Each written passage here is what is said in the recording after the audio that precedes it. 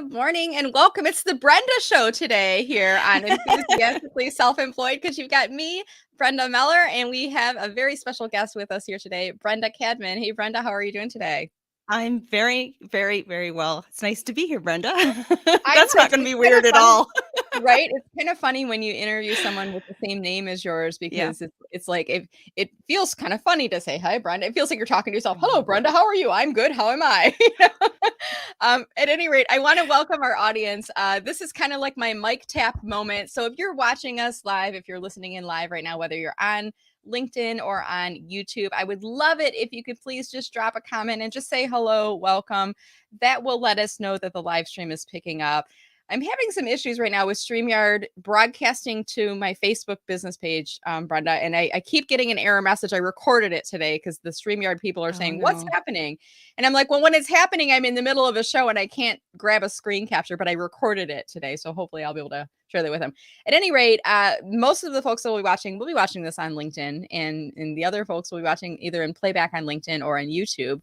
And I see that Sue Griffey has already dropped a comment letting us know that she is able to see us. So thank you so much, Sue. She's in the DC, Baltimore area watching on LinkedIn. All right. So I want to invite our audience. Don't be shy. Say hello in comments so that we know that you're watching. And then while they are doing that, I want to introduce Brenda Cadman. And Brenda and I became connected through the Digital Course Academy, which is offered through Amy Porterfield. Amazing Mhm. program. And as a part of it, you get to be a part of a Facebook community, a Facebook group, and there's opportunities for you to introduce yourself and to get to know other people in the group. And she's done some group coaching and things like that. And I don't remember where our first interaction Me came neither. about, but when I connected with you, I'm like, oh my God, a Canva expert. I need that person in my network. And in the pre-show, we were talking about the fact that it's really great to have people in deeper in knowledge areas than ourselves. So I know a little bit about you and your background. I've attended some of your webinars and workshops already. Brenda, could you take a few minutes and tell us a little bit about who you are, who you help, and what you help them with? Absolutely. So my name is Brenda Cadman. I am based in Charlottetown, Prince Edward Island in Canada. And I have been an entrepreneur for a little over 23 years now. It's hard to believe it's been that long. It's been since the days then when domains cost over $100 a year. It's changed a lot, the landscape. But my business, for the most part, over the past 2 decades, has been running a website development company. So I've really been involved in, to some extent, online marketing as far as websites go for a couple of decades. And I just retired that finally in September. Took about 2 years to make that decision and just decided it was time to do something a little bit different because I had been pulled into this world of Canva. I actually started using Canva in 2014, but I started teaching it in 2019 because it actually was in Digital Course Academy that Hmm. I had joined that program in 2019 to create a course about websites. And I quickly realized that people weren't asking questions about websites. They were asking, how did you create your lead magnet in Canva? How are you creating your slides in Canva? So you start answering these questions over and over and creating little trainings. And folks started asking if that's what my course was going to be about. That's one of those kind of fork in the Lis- road moments. Yeah. Listening to Yes, your it audience. is. And I call this show Enthusiastically Self-Employed, and we have a Yeah. variety of people that are coming on talking. But I think that's an important lesson right up front. You Yeah. know, what you joined Digital Course Academy for to create actually led you into a different path entirely. And it sounded like Mhm.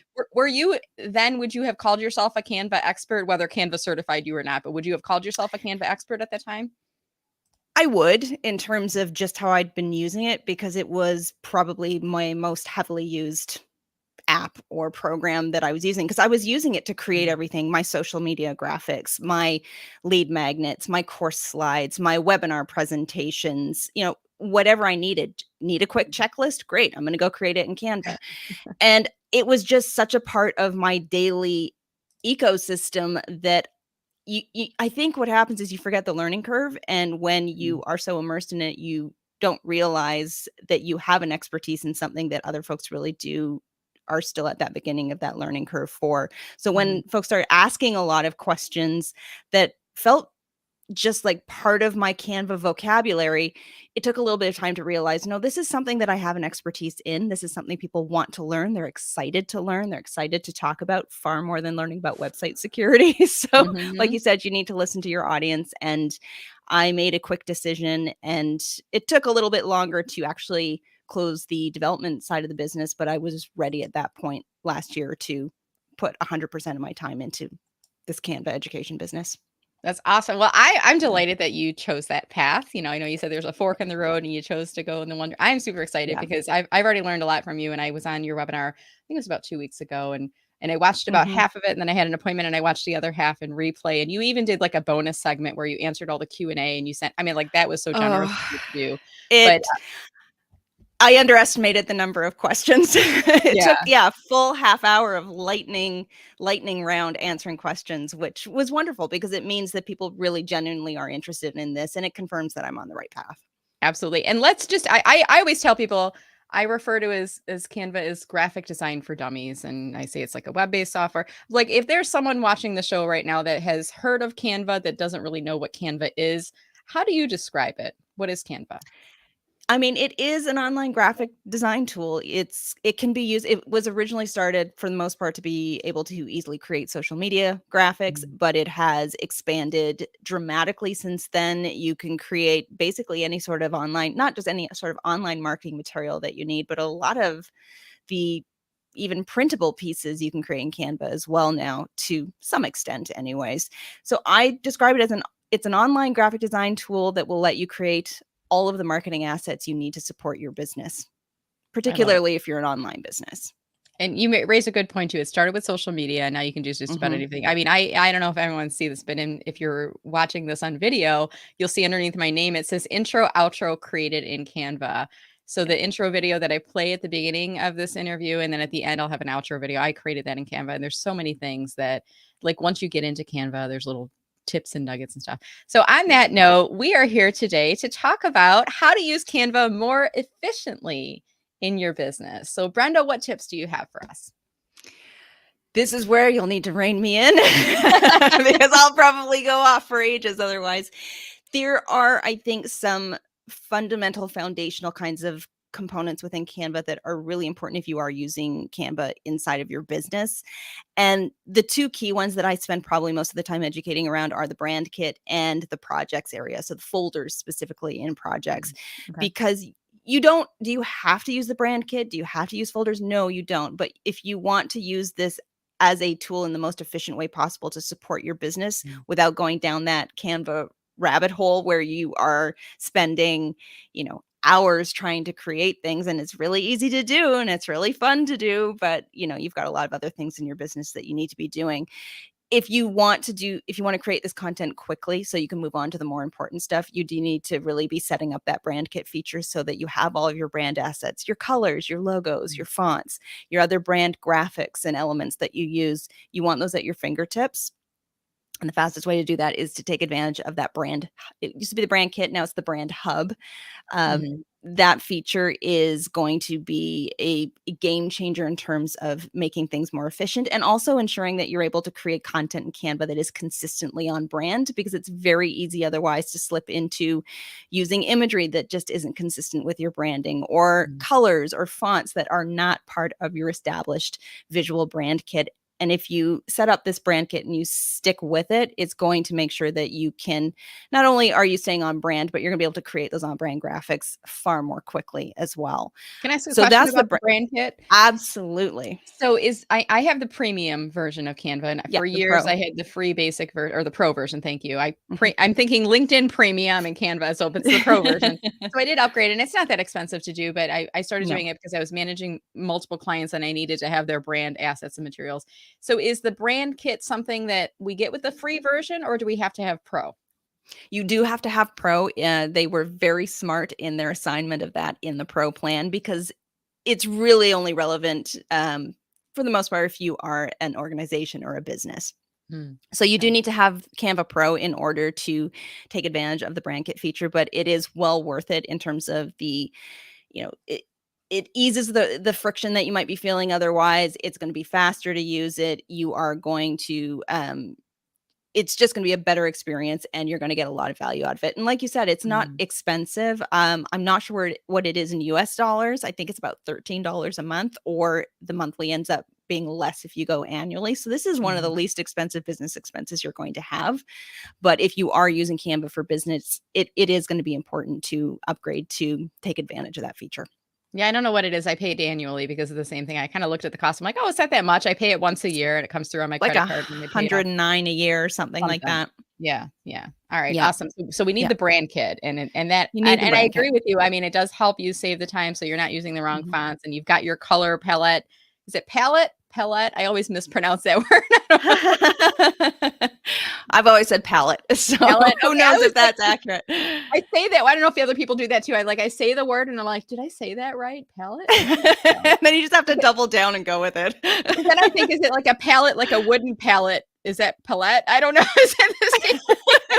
At any rate, so we've got one tip off the bat, which is getting set up with our brand kit. Yeah. What other tips do you have for us?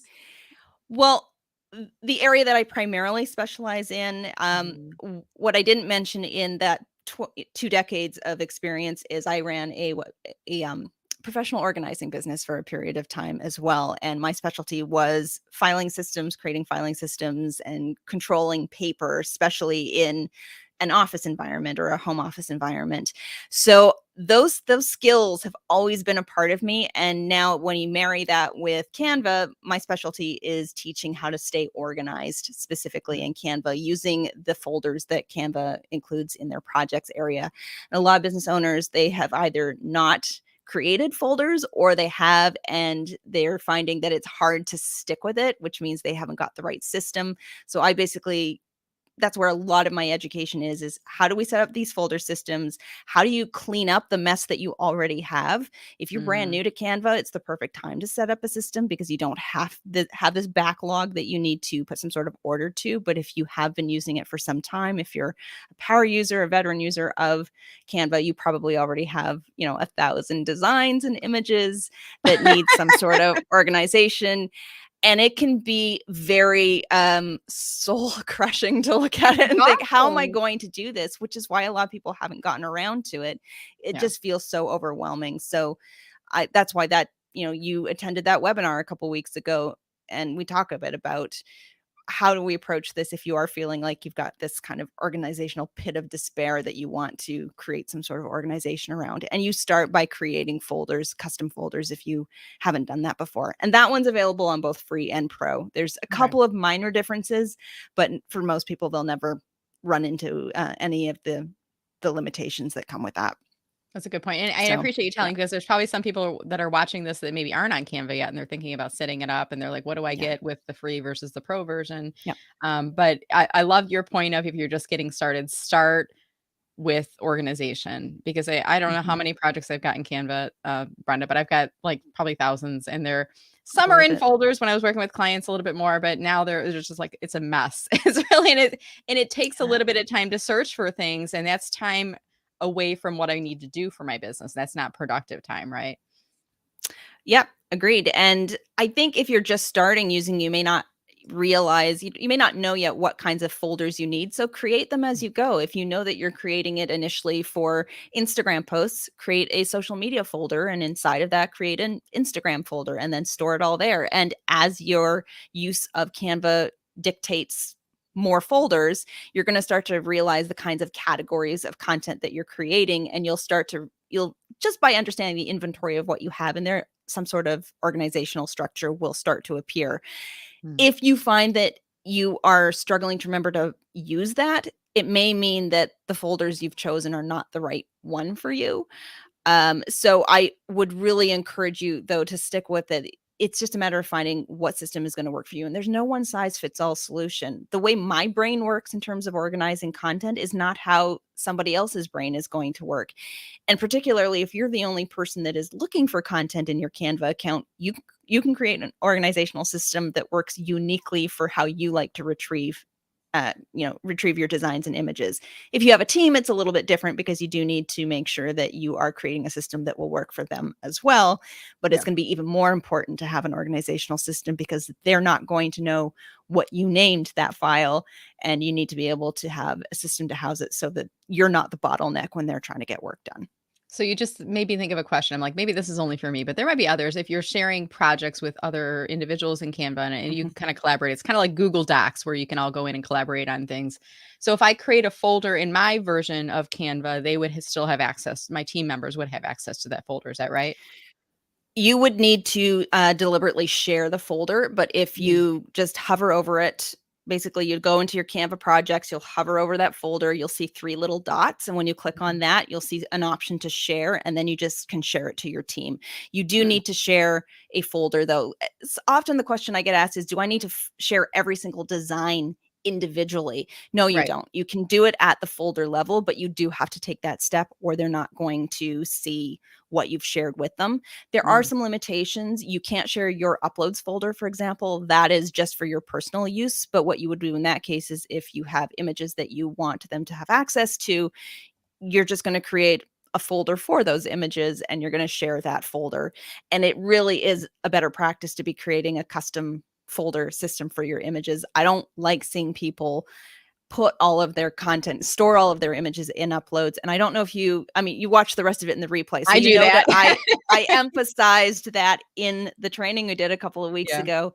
You should not be using your uploads folder to house all of your images because it just there's no way to organize that. And Yeah. you can very quickly accumulate hundreds. And in some cases, I've seen accounts with thousands of images in there. Mhm. And good luck finding that one stock image that you uploaded 3 months ago that you wanna go find again, and you're gonna end up re-uploading the same images over and over because you don't have a system to organize them. So use You custom just like gave folders I for mean, that. I don't think I listened to the full I think I listened to part in the beginning live and then part Yeah. in the playback, but I gotta go back and listen because I missed that point of creating a folder to put all of your uploads in, and what I loved Mhm. about that point, and this is a concern I have, and for those of you that are listening or watching, if you have multiple people working on a project, I that was one of my concerns. If I upload something, my interns don't have access to the photo, but you're saying if I Yep. put them in a folder and I shared the Yep. folder with them, they would. So that would cut Yes. down on some time right there. That's a huge tip. Well, and upload it directly into the folder as well. You don't have to upload images into your uploads folder first. If you just go into projects, open up that custom folder, maybe it's called styled stock photos, Yep. and then drag the images from your computer directly into that folder, they'll upload directly there. So you're skipping a step of having to move everything over as well. And that's going to be a lot more efficient for staying on top of an organizational system once you've actually created it, because creating it is Mhm. one thing, but the best organizational system in the world is going to fall apart if you don't maintain it. I love it. Such great tips. I'm already like walking away with some really great. I'm like, I'm going to do this after I get off the call today. I'm going to start working on the Canva organization. Uh, what other tips do you have for us? I think there are key little features as well that are going to be really good they're gonna be game changers in terms of saving time, and this Yeah. one's also a pro feature is the resize option, which you're Mm-hmm. probably familiar with as well, Brenda. Yep. Hmm. It is the main reason that I upgraded to the pro version back in 2015 when Canva for Work came out for the very first time. Before that, they didn't have a paid subscription. And it Mm. was that resize feature because if you are creating something, let's say you create a really great looking Instagram graphic, and now you want to take that same image and you want to create a pin out of it, or you want to Mhm. create a LinkedIn post out of it, or you want to create a Facebook page cover out of it, you don't wanna have to start from scratch creating brand new dimensions and copying and pasting all of that over. You can Mhm. just quickly go to that resize feature, tell it the dimensions that you want it to be. You can search for the particular image type that you want. I don't have to say, take this square image and turn it into an image that's 1,280 pixels by 600 pixels. I could just search for the kind of graphic that I want to turn it into, and then it's automatically going to resize all of the components to fit into that new dimensions. You're going to have to Mhm. do a little bit of tidy up, especially if Yeah. you're going from something like really, let's say you're going from something tall and skinny to wide and landscape. You're going to have to move things around to get it looking, you know, good. Yeah. But all the components are there, and some of the elements will already be resized, but you're not starting from scratch having to carry everything over. That's going to save a lot of time, particularly if you want to version something out into a variety of different social media graphics and get them in Mhm. their really precise desired ideal dimensions, because it's very easy to create a single square image and then use that everywhere. But to look ideal across different platforms, you are going to want to create your social graphics in the specific dimensions that each platform is asking for.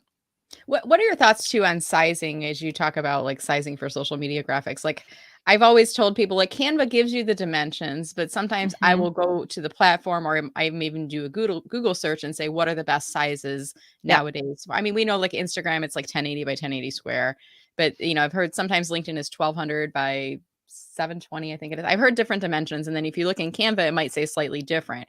So how in tune are they in your opinion? Are they Canva with the right sizing of the social media graphics? I think they're usually pretty good. We're at a point now where a lot of the platforms accept kind of different orientations. Some they allow Mhm, square and a landscape one, so you might see multiple options coming up. Instagram, you can still post a square, but obviously the new version is slightly taller. mhm. So you're going to find all those different options in there. And I usually will go with what they provide, but I'm going to check it if it looks kind of gross. I Mhm. will, maybe dig in a little bit deeper. Often what I'll end up doing is I'll save a design at twice the size. So that is a pro feature. When you download an image out of Canva, you'll have an option to download it at half the size, or, the standard will be one at its actual Full size, yeah. dimensions. Mhm. But you can also do one and a half, two, or up to three times. So if I find, for example, that a Facebook group cover image is just looking kind of grainy, this Yeah. happens a lot where it's getting compressed when it's uploaded into another platform. I will often go back and download that image that I've created at 1080 by 1080 or whatever it is, download it twice the size. So you've got a much larger, high resolution image, upload Mhm. that in, and then you're going to be able to get something that's more clear and looks better. So I'll Mhm. usually go by the dimensions that Canva provides. I do find they tend to be pretty accurate, but if it's not seeming quite right, you can, do a little bit of Googling or just try the trick of downloading a larger version of it.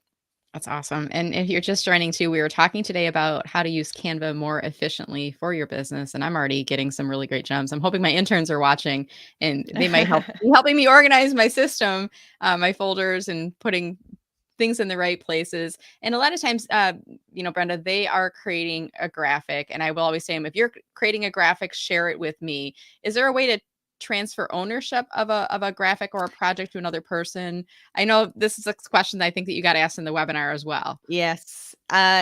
At this point, there isn't. It Mhm, is a highly requested feature because particularly if somebody's working in a team environment, there mhm, is a feature now that when somebody leaves a team, they can choose to reassign ownership of the designs that they've created to, the admin.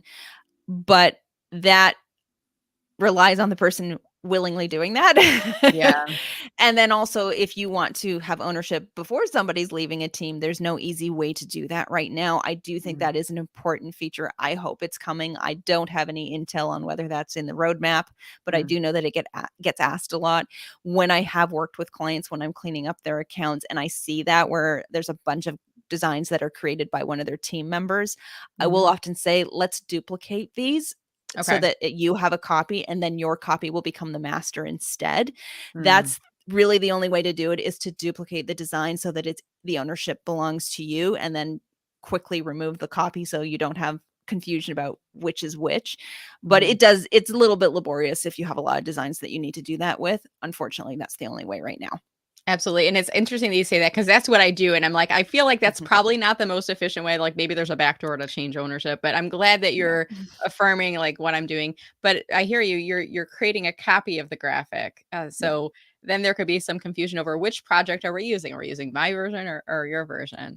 I want to change gears, and we're already starting to get some questions coming into chit Okay. chat here. If that's okay with you, Brenda, Yeah, we'll of take some course. questions from the audience. And by the way, if you're watching this live or in playback, do drop your questions. If you happen to be listening to this in the podcast, I'll give you some instructions at the end that you can get a hold of Brenda Cadman.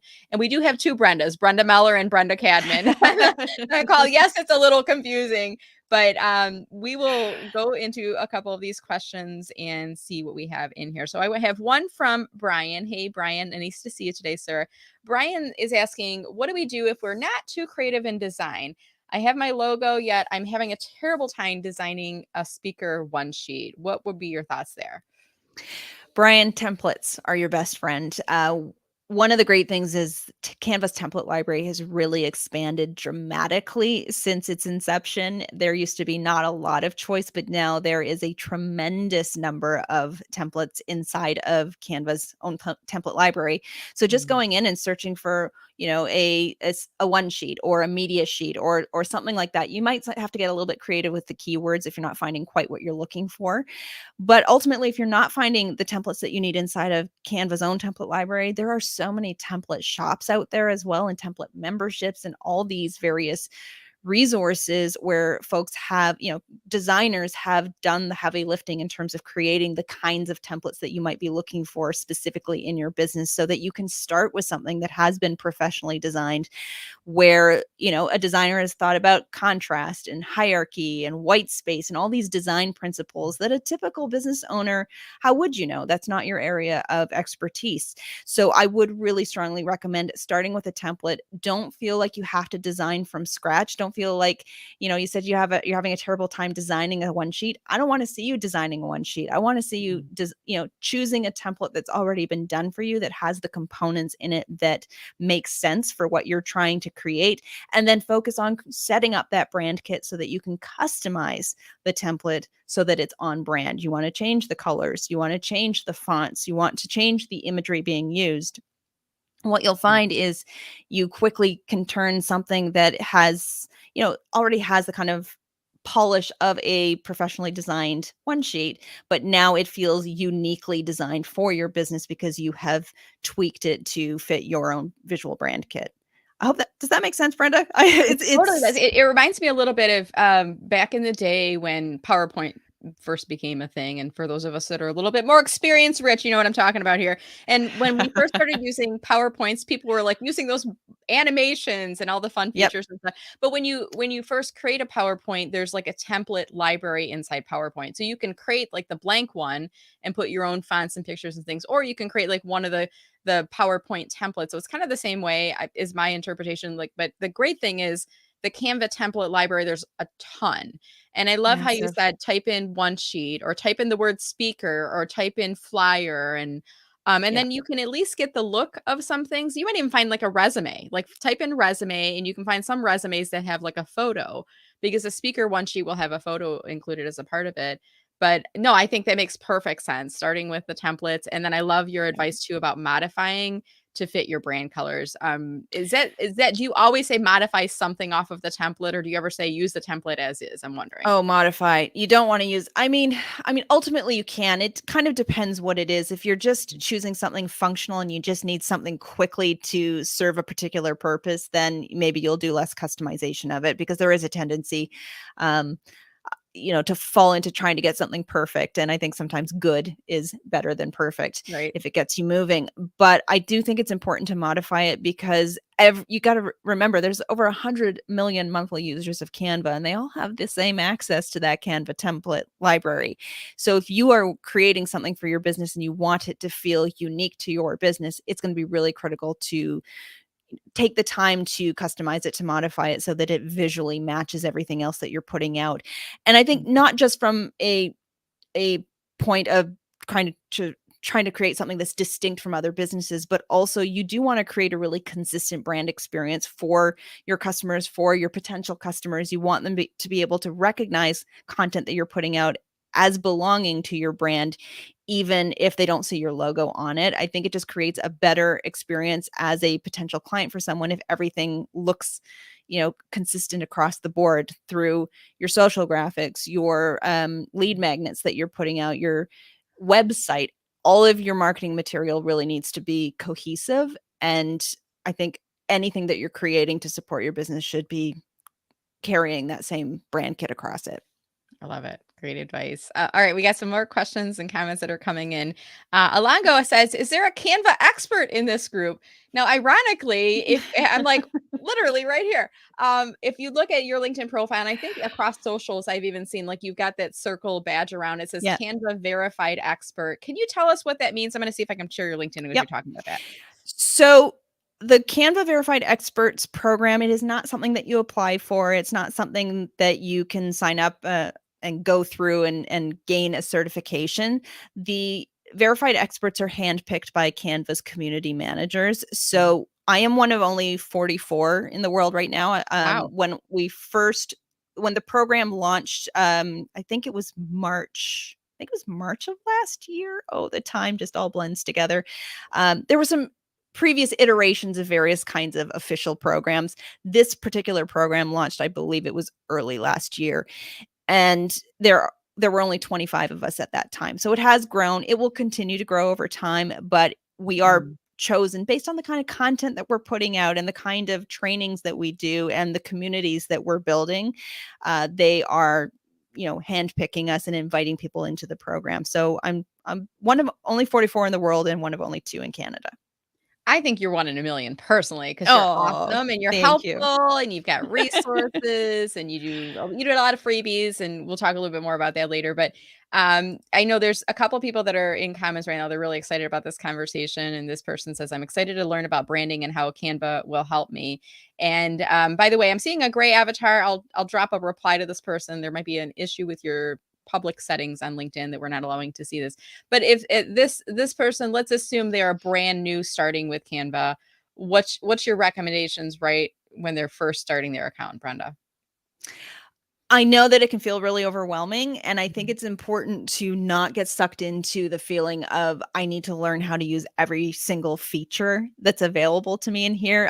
There's some very sexy new features that have been added as far as AI goes, and it can be a real time suck if you start going down that particular path, but it also can feel very overwhelming, and I think that's why a lot of people maybe start using it and they don't continue using it. I feel like it's intuitive. A lot of people do, but if you're brand new to using it, it can feel like a lot. So I think if you're brand new to using Canva, focus on some of the really key foundations as far as getting started. So understanding the differences between the free and pro plan and whether or not, you do need to upgrade to the paid version is important in understanding how you're going to be using the platform, setting up that brand kit, setting up some folders, finding a set of templates in Canva's template library that can get you started. You don't need a lot. You don't need to have a whole suite of designs. Choose a couple, and then you can always, resize them, as we talked about earlier, into the various other dimensions that you need. So at least you're starting with something that is consistent and cohesive and recognizable for your brand. But if you don't have a brand kit yet, this is where a lot of folks they're not at the point of even putting their branding into a brand kit because they don't have a brand kit. I feel like it's not a replacement for a talented graphic designer or a branding designer. I think when you're at the point in your business that you are ready to invest in some key brand assets, I think it's important to do so, to have a professional designer create your logo for you and work with you to determine what your fonts and your colors should be, because it goes beyond I like these colors. It's what is my brand personality? Who is my ideal client? What are my brand values? All these things tend to go into choosing how that is expressed visually through colors and fonts and all of those good things. So investing in those key pieces so you can pull them into your brand kit, that's going to also ensure that what you're creating looks far more professional and less amateur. If you are not at that point yet, though, there are also a lot of, I think if you search on mood board or brand board in Canva's template library, or again, a lot of these third-party template websites, you can get pre-done for you kinds of brand boards. It's not ideal because they don't necessarily fit for your audience, but you can find something to get started. At least it's a starting point. Again, we're not looking for perfection here. I want to keep you moving. I want to see progress. So, but choosing something and then sticking with it until you're ready to do it a little more officially can Mm. be a good way to get started. I'm rambling a little bit there, No, but you're hopefully this is my key point is coming across. no, totally. This is awesome. And I wasn't even aware. And I just typed in, I have Canva open another one. I typed in mood Mhm. board. And then I also, let me just modify this because I typed in brand board. And this Yeah. is actually, and I never thought about doing this because I have, to your point, when I first started my business, Brenda, I created my logo using Canva. I went through the Yeah. logo templates. I found one that I liked. I changed the color, pink, of course. And I changed, I think, some font.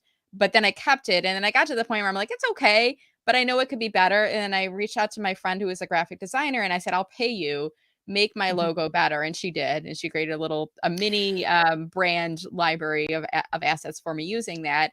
And then I got to the point where I'm like, I need more colors than pink. And I went out to, I don't know if it Mhm. was Fiverr or Upworks, and I had somebody create secondary palette and things like that. I think I said it right that time. You did. Secondary palette of colors for me. But I never thought about going inside Canva. And if you type in brand board, it creates this, there's like these templates in here and you could use these as a starting point. I think this is Yeah. really brilliant. I never thought about that before. There's an important limitation that I would be remiss if I didn't mention, though, and that comes to the licensing in terms of Mm, using Canva to create your logo. You can't trademark a logo that you've created in Canva if you have included anything from their Elements library. So okay. if you're using something in it beyond fonts, lines, and shapes, you're Mhm. not going to be able to trademark that, which could cause a problem down the road. And the reason you Hmm. can't trademark it is because everybody has access to those same images. But I typically will recommend exactly what you did. You could create something and then use that as, a starting point to hand to a graphic designer to say, could you recreate this, but zhuzh it up a little bit or Mhm. tweak this? And they can make it, use it. You're basically using it as an inspiration starting point. Yeah. But if you really are not in a position of hiring a graphic designer yet, you can absolutely create your logo in Canva, but understand that you're going to want to stick to like fonts and lines and shapes. And then you're also going to have to understand that you're not going to be able to save all the various image file types that a graphic designer would be able to create for you that you might need Mhm. for print in the future.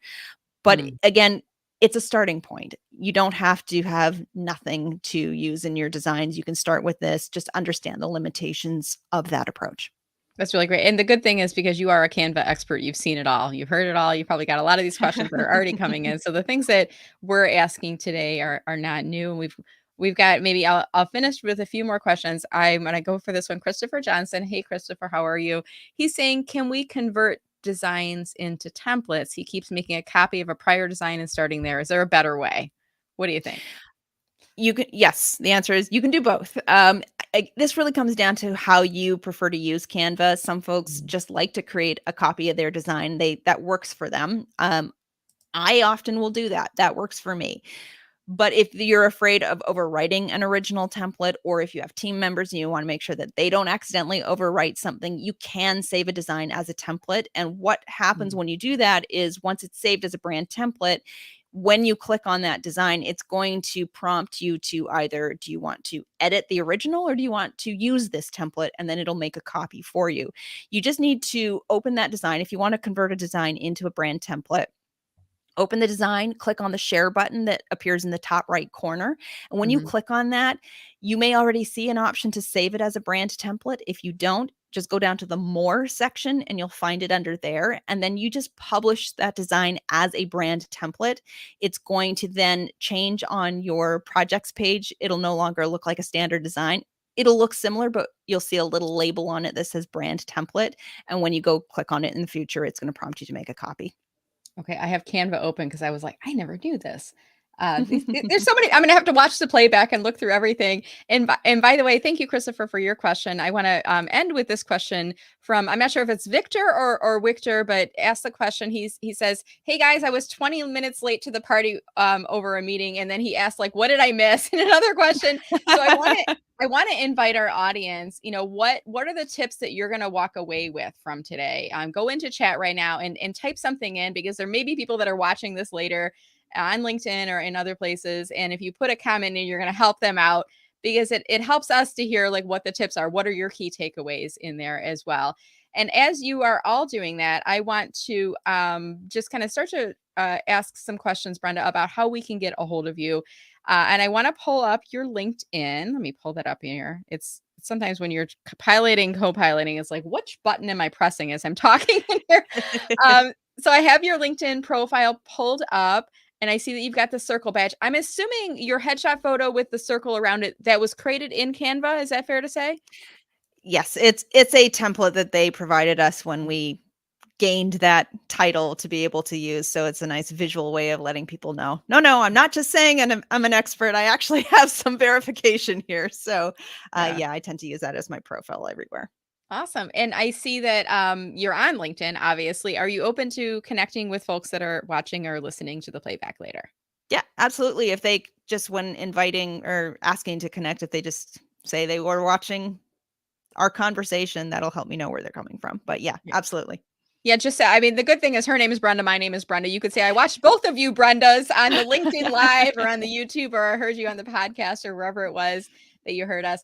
And I see that you have creator mode turned on. And I know that because I see that you have the talks about and the hashtags that are listed there. So I'm going to let folks know that if they do visit your profile, from their version of LinkedIn, they're going to see the follow button as the default button. That will be the blue button on their view, follow. Mine says message because we're already connected, but they're going to see follow. If you all want to connect with Brenda Cadman, you'll have to click under the more menu. And underneath that, in your view, you will see an option that will either say personalized invite or connect. And then in your invitation, just add a note and mention that you watched or listened in on the LinkedIn Live or on the playback. And if there's something helpful, let her know that as well. So there's your LinkedIn. Now I want to pull up your website and I'll ask you if you could tell us a little bit about what are the services that you offer. You've got so much expertise here, but tell us a little bit about the services that you offer. So I focus quite a lot on courses for Canva courses, Canva for beginners, the creating your Canva brand kit, getting organized in Canva. And there's a couple more of those coming out, a couple more courses coming out in the summer.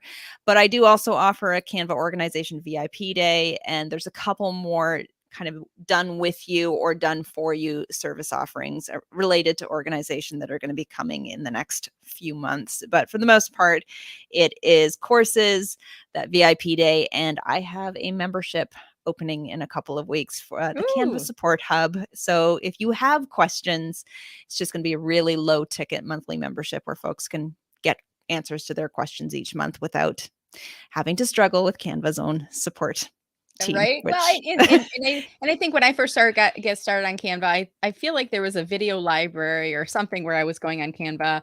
I don't remember. It's been so long since I've been on the platform now, but I know that you have some freebies as well. Do you want to tell us a little bit about the freebies that you have for folks?